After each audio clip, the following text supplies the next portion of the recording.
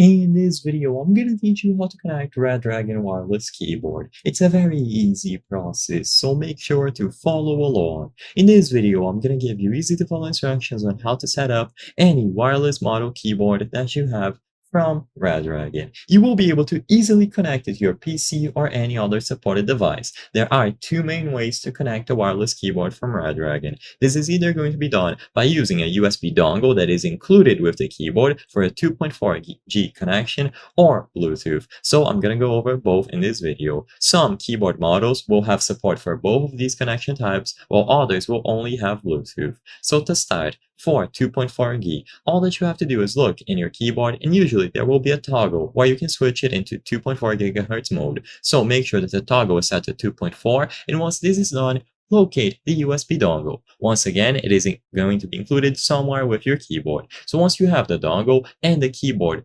toggle is set to 2.4, you simply plug the dongle into any available USB port on your PC or other platforms, and the Redragon keyboard will automatically pair itself up with the dongle once you power it on. So now you will be able to write, and all of the keys will be recognized. You can download the software, although that is optional. So this is going to be the first method for 2.4 GHz. Now, if your keyboard has Bluetooth, or it is the only way to connect it, once again, check to see if there is a toggle, and if you find a specific toggle on the keyboard, ensure that it is set to Bluetooth mode. With this done, you can now find it under the list of available devices. So enable Bluetooth on your PC or mobile device, and when you power on the keyboard, it should automatically go into pairing mode. You will usually see some sort of LED indicator flash, and as long as it is in pairing mode after you power it on, you will be able to select it from the list of available devices nearby, and upon selecting it, it will remain connected indefinitely as long as it is sufficiently charged.